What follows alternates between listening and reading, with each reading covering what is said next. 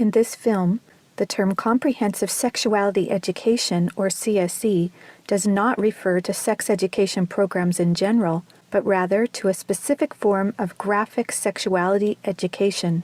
CSE is designed to change the sexual and gender norms of society, promotes high-risk sexual behaviors, and encourages even the youngest of children to experiment sexually.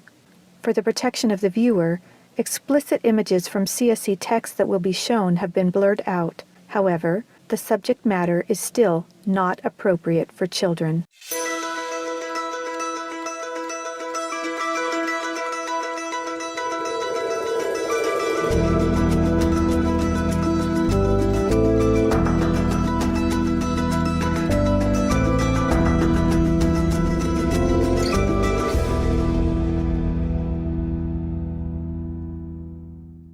This is definitely an attack on healthy family life. It will affect your economy.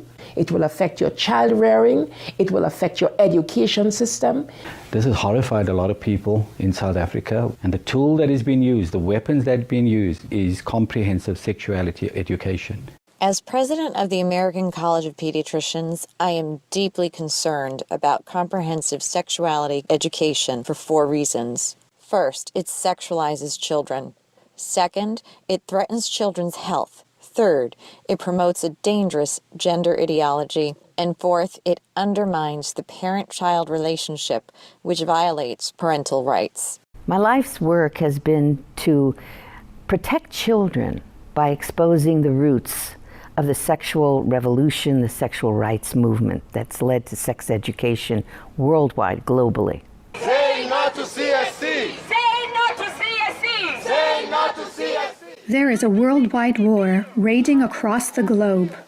Not a war of guns and weapons, but a war of ideas, ideologies, and worldviews regarding sex. This is just part of the lesson plan for what's called Making a Difference curriculum, and it is in Oregon schools and probably schools around the nation. This is instructions for the teacher in the classroom to ask her or his students, how do people express their sexual feelings? What is abstinence? And here are some answers that they try to elicit from the children. Oral sex, masturbation, anal sex, massage, holding hands, touching each other's genitals, saying, I like you. And what they're doing is equating all these things. Saying, I like you is equal to anal sex. Planned Parenthood is coming into classrooms of students who are 13 and 14 years old. They're giving them handouts, negotiating sexual encounters with other students. For example, there are statements like this: do you want to go back to my room? Do you want to get busy? Can I take your shirt off? It makes me hot when you touch me. Here, can you do that? Is it okay if I take my pants off? This is outrageous. This should not be taught in the classroom.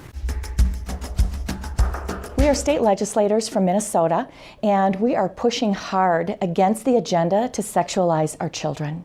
Minnesota is on the leading edge of this radical agenda, and we're trying our best to fight against it. They're pushing a comprehensive sexual education agenda, including the book, It's Perfectly Normal. It is pornography. It is something that even some of my colleagues, men especially on the House floor, did not want to look at. Showing children as young as 4th grade. In fact, it's recommended for 4th graders as their comprehensive sex education. We couldn't show this on the television news, but yet we want our 4th grade children to be looking at this book. When a child looks at a pornographic image, within 0.3 of a second, that's imprinted on his brain and her brain permanently. We know that there's an action that takes place which is called mirroring images, so that children will want to or will act out what they see. In the name of sexuality education, children are seeing obscene materials that have been ruled by Congress and by the Supreme Court impossible to show to children. Where we in Latin America, we still have a lot of poverty. We have communities that don't have fresh water, that don't have electricity, children that cannot finish even primary school. Focus is completely shifted from basic needs to this very idealized agenda. They get comprehensive sexual education without the consent of parents, taking and deconstructing the family. They have really concerning campaigns for children. The strongest one is "We demand sexual education, impossible to live without it." One of them is called Put It On. They have elementary students as young as 9 years old. Then they teach them how to wear a condom. And they have this plastic genitalia, and they even have young girls. They're teaching them how to put a condom on a male genitalia and boys how to put a condom on a woman genitalia without the knowledge and consent of the parents.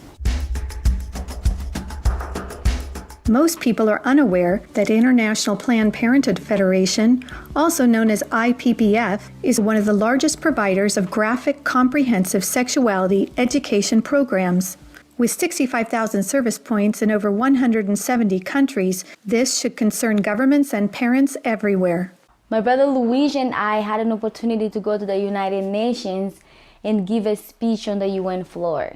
First, my brother explained about how we became orphans when both of our parents died of AIDS. I told them how Planned Parenthood was passing out a booklet for HIV positive youth at the United Nations called Healthy, Happy and Hot. This is for the kids who have AIDS. The booklet says its purpose, and I quote, "To support your sexual pleasure." It tells youth they can have sex in different ways. It teaches about sexual pleasure through masturbation, with same-sex partners, and even if you are drunk. One of the most disturbing things I think that I've ever seen as a physician, this pamphlet called Healthy, Happy, and Hot, put out by International Planned Parenthood Federation, tells young people, and you have the right not to disclose your HIV status to a sexual partner if you're not comfortable.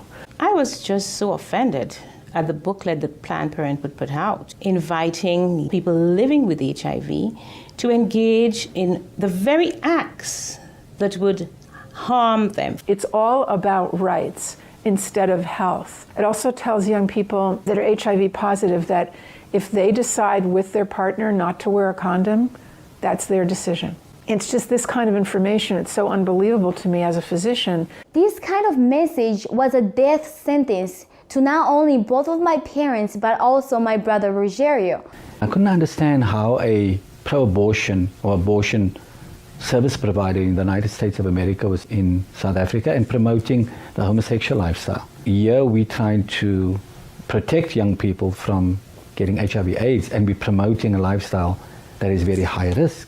In Guatemala, an affiliate of Planned Parenthood is huge. They have more than 2,600 service points, 27 permanent clinics, and 5 mobile units.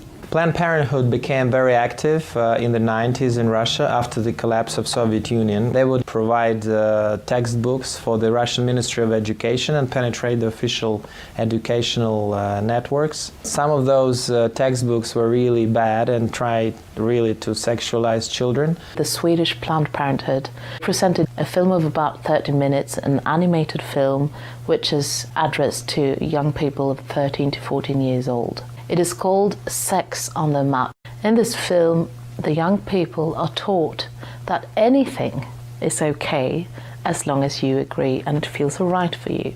International Planned Parenthood Federation, especially in the Latin American region, is omnipresent.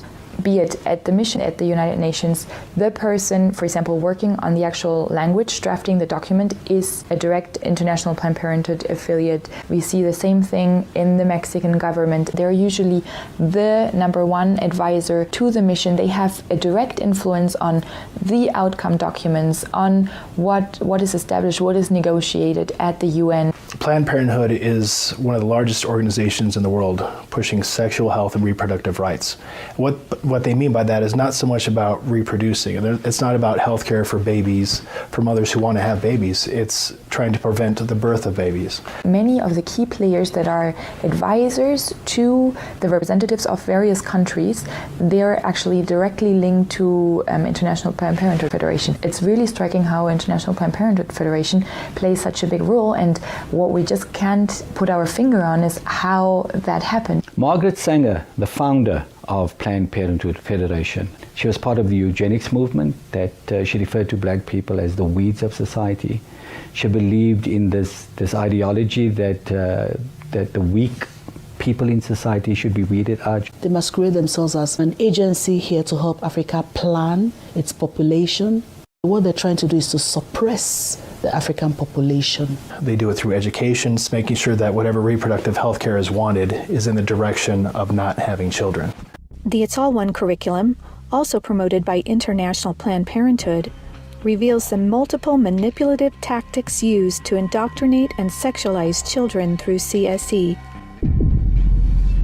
Like other CSE programs, It's All One claims, among other things, to be evidence-based, comprehensive, human rights, gender-sensitive, and culturally appropriate education that will increase young people's responsible decision-making, to reduce adolescent rates of pregnancy and sexually transmitted infections, including HIV.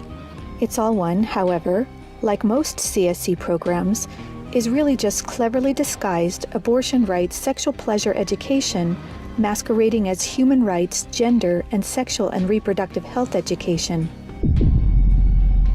It indoctrinates youth in radical feminist ideologies regarding power, privilege, and equality.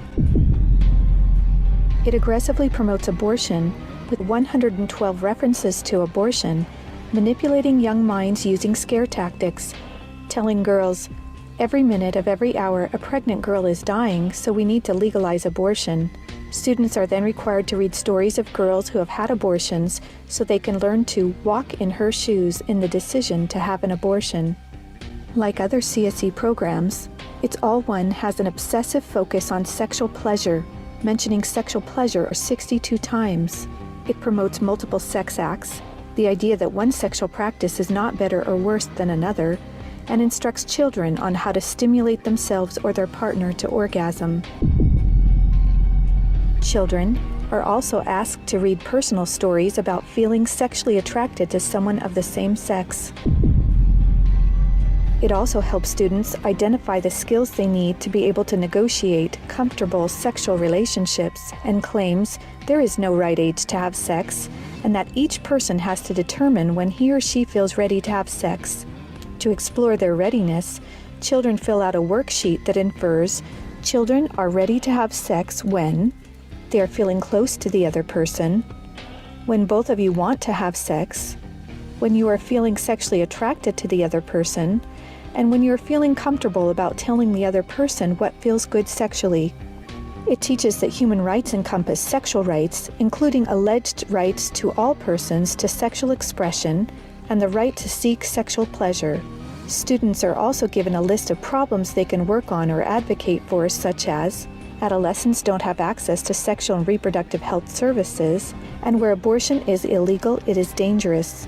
It's All One curriculum has been in high demand since it was launched several years ago at the United Nations, with requests coming from more than 150 countries and from every state in the United States. This program has been taught to children across the world. It can be difficult to understand why any organization would promote promiscuity and high-risk sexual behaviors to children through comprehensive sexuality education. However, hooking children on sex is a multi-billion-dollar business for Planned Parenthood and other similar organizations. This is because children, or prospects, once sexualized, become Planned Parenthood customers dependent upon their services, and then are turned into peer advocates or educators, recruiting other young people as peer educators to generate even more customers for Planned Parenthood. Some of the lucrative, youth-friendly services Planned Parenthood and their partners provide include sexual and reproductive health counseling, contraceptive counseling, including emergency contraception, abortion services, sexually transmitted infections, including HIV prevention, treatment, and counseling, and now they even provide transgender hormone services. Planned Parenthood aggressively and quite successfully lobbies governments and the United Nations for millions of dollars annually to fund their multiple services and programs, including CSE. Some of their top executives receive high six-figure salaries Yet, most governments are completely unaware of their true sexual agenda. Just looking into the next years in the context of the Sustainable Development Goals, that determines the agenda for the next 15 years. The voice is very, very biased. It's just International Planned Parenthood Federation and their affiliates who actually make the suggestions. The United Nations is also aggressively pushing CSE for children worldwide. A prime example of this is the International Guidelines on Sexuality Education, published by UNESCO in cooperation with UNFPA. Some of the objectives of the UNESCO Sexuality Education Guidelines include teaching children, among other things, at age 5, that masturbation is not harmful, at age 9, about sexual stimulation and the definition and function of orgasm, at age 12, about respect for different sexual orientations and gender identities, and at age 15, that both men and women can receive sexual pleasure with a partner of the same or opposite sex. When I got to the UN behind closed doors, I was really shocked. Comprehensive sexuality education, which was being pushed at us, really meant encouraging children to experiment sexually. The comprehensive sexuality education is presented as a silver bullet that would solve all the problems. It's seen as the index to economic growth, as a solution to poverty, as a solution to everything. Even more disturbing are the World Health Organization standards for sexuality education in Europe.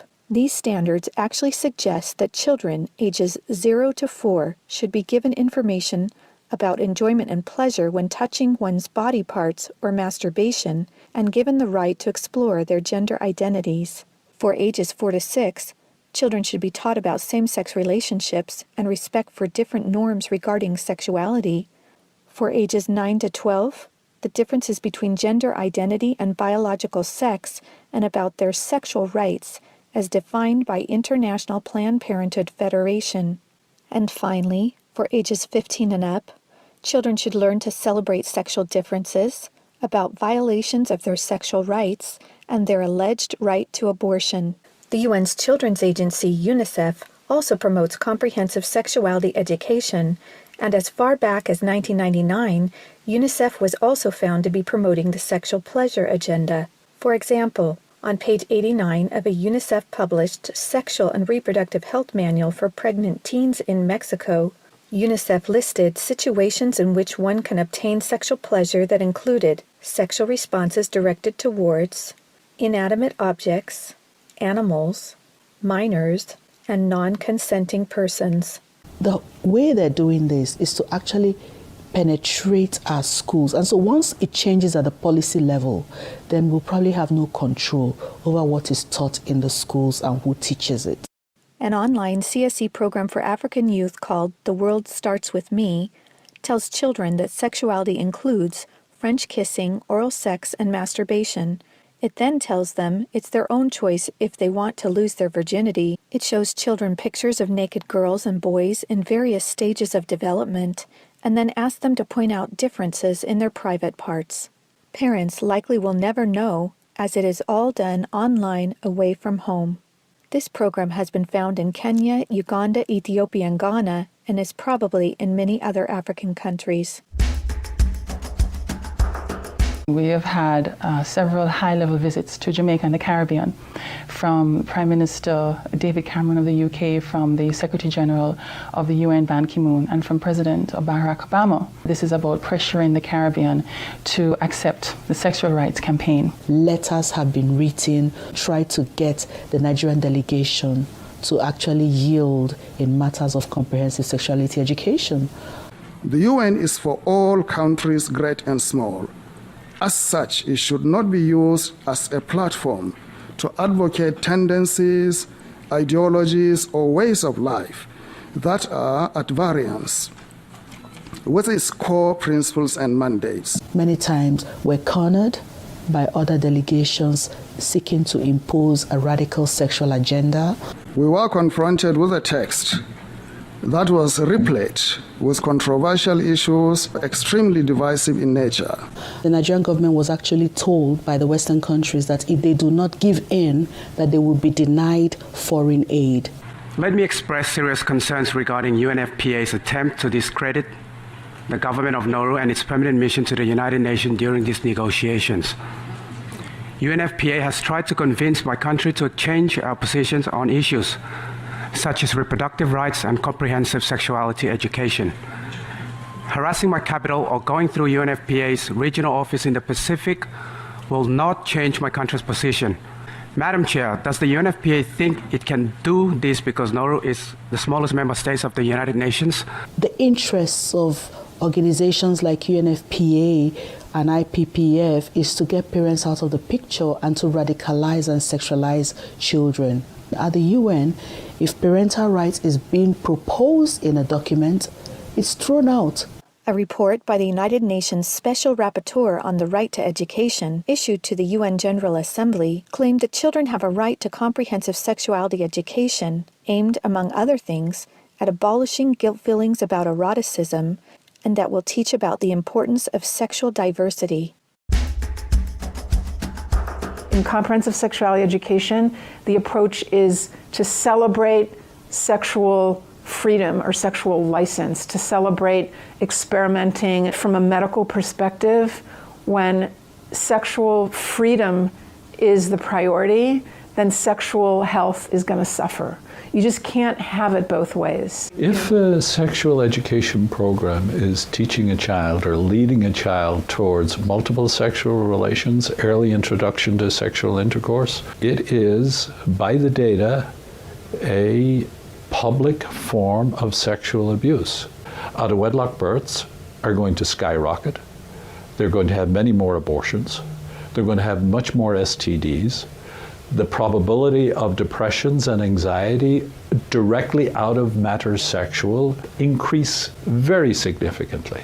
So our country had a secret visit from the U.S. Special Envoy for LGBT rights, Mr. Randy Berry. He was accompanied by the senior LGBT coordinator for USAID, Mr. Todd Larkin, to try and see what the Jamaican climate was regarding sexual rights and how they could influence change. We were able to notify the public about this visit and to send a very clear message to the U.S. government that Jamaica will not be pressured into changing our values and our culture that protects the family. The Center for Disease Control, in their own research, shared information that 2% of the population of the US are men who have sex with men.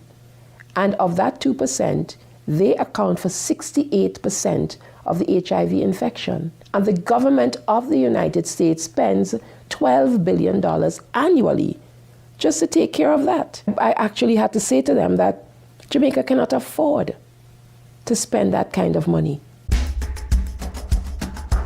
One of the handouts that concerns me the most is called the Genderbread Person.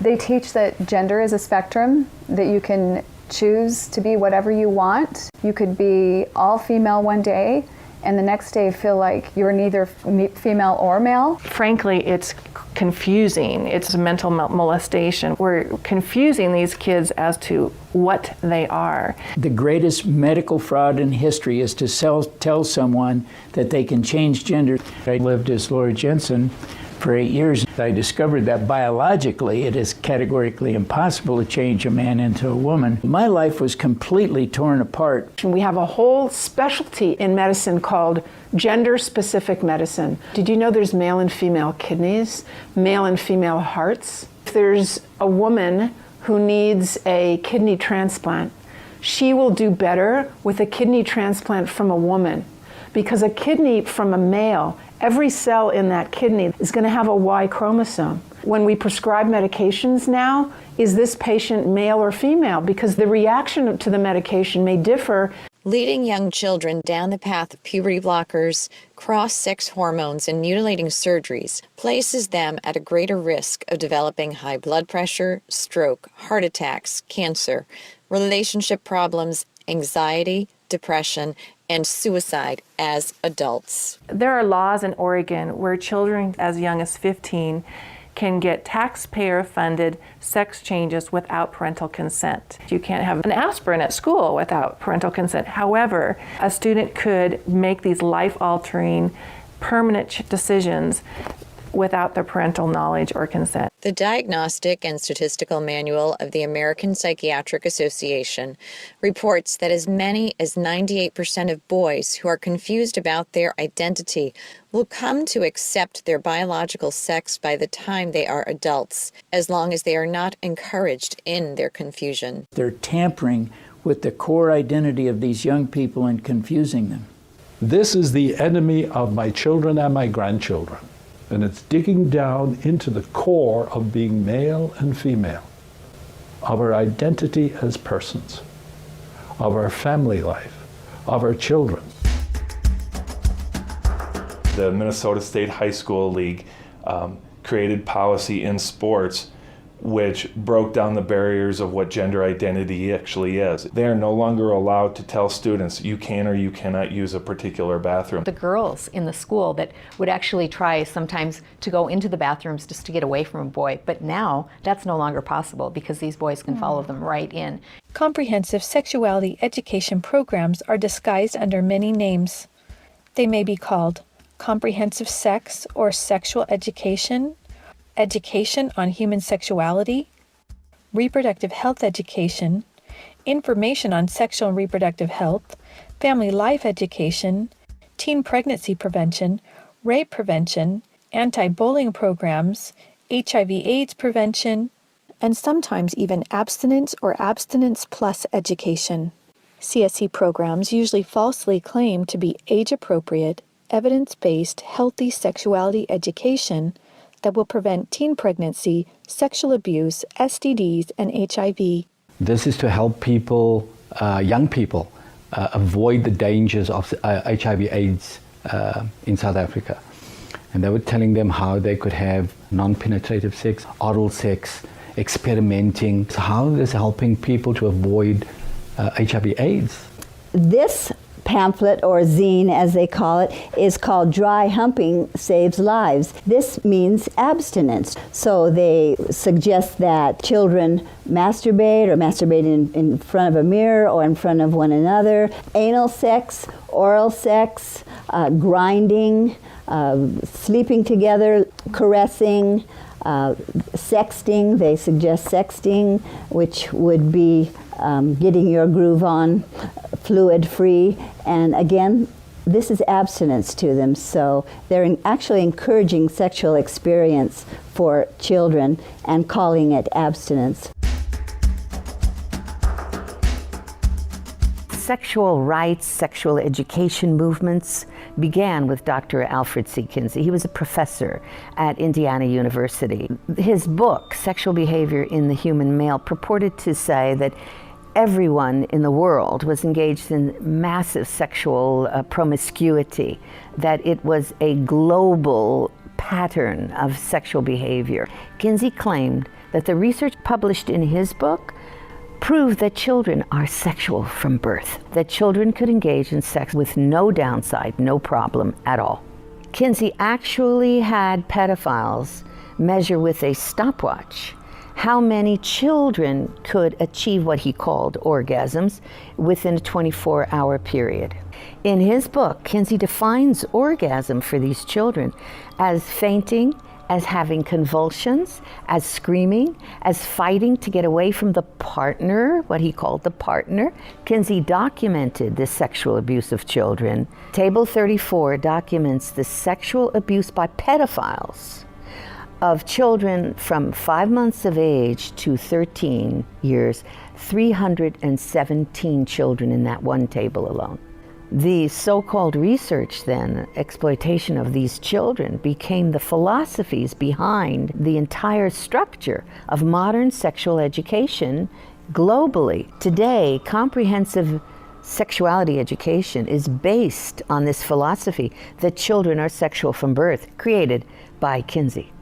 3 main organizations that promote Kinsey's harmful sexual philosophies are the Kinsey Institute, Planned Parenthood, and the Sexuality Information and Education Council of the United States, also known as SIECUS. In fact, Mary Calderon, the main founder of SIECUS, was the former medical director for Planned Parenthood, and a former Kinsey Institute director, Wardell Pomeroy, was also a founding board member of SIECUS. These 3 organizations are all accredited by the United Nations and use their UN status to promote Kinsey-based sexuality education to children across the world. Say no to CSC! Say no to CSC! Say no to CSC! Say no to CSC! We have tried to stop it. We have tried to break the consensus and ensure that comprehensive sexuality education has no place in the United Nations agreed language. We've got to stop it. We've got to use everything at our disposal. We have to stand together to stop this attack against our children. The material was exposed by one individual, and the entire nation got wind, and as a result of it, it had to be withdrawn. Every well-thinking adult must be vigilant and must stand as a gatekeeper to our children's development. Band together and find ways to stop it from entering your country. We are trying to stop Planned Parenthood in Guatemala, and they have all this funding and this organization, but we know that if we stand together, we can do something for the family, for the children, for the future of the world. We're in a battle. If this has not come to your state in a full way, I can tell you it's come to Minnesota, and we deal with it every single day. As elected officials, if we can't rise and stand up and speak out on behalf of our children, our innocent children, what are we even doing? What are we even doing here? We stopped the Kinsey sexuality education program in Croatia. I went to Croatia. I held up the Kinsey books in Parliament. I described to them the basis of the Kinsey books and held up the Children of Table 34. And the Constitutional Court banned that sex education program. The American College of Pediatricians wants policymakers to understand this. When considering a sexuality education policy, be certain you specify that it be a sexual risk avoidance program. You must reject comprehensive sexuality education. We want to teach children to avoid all the risks, 100% of the risks, by avoiding early sexual behavior. These people, whoever they are, who want to make the sexual only about the pleasure, are working to destroy everything we are building. We resist it, even with our lives, because that's what life is all about. It is time for parents to say, no, my family is mine. My wife is mine. I am hers. Our children are ours. They don't belong to the state. And people of different faiths can easily band together on this. I may be a devout Muslim. I understand this. I'm a devout Mormon. I understand this. I'm a devout Roman Catholic. I'm a devout evangelical. On this parental issue, we are all together. Just understand, it's happening on our watch. If we don't do something about it, it is all of us that carry that guilt. Men have to rise up, defend their family. On matters sexual, the fathers have got to stand up. Say, you have no place talking sexuality to my children. We must let the world know the roots of this radical, destructive Kinseyan sexuality education. That is the only way we will be able to stop the corruption, the destruction of the world's children. Family Watch International invites good people from all around the world to join us in this worldwide battle to protect the health and innocence of children.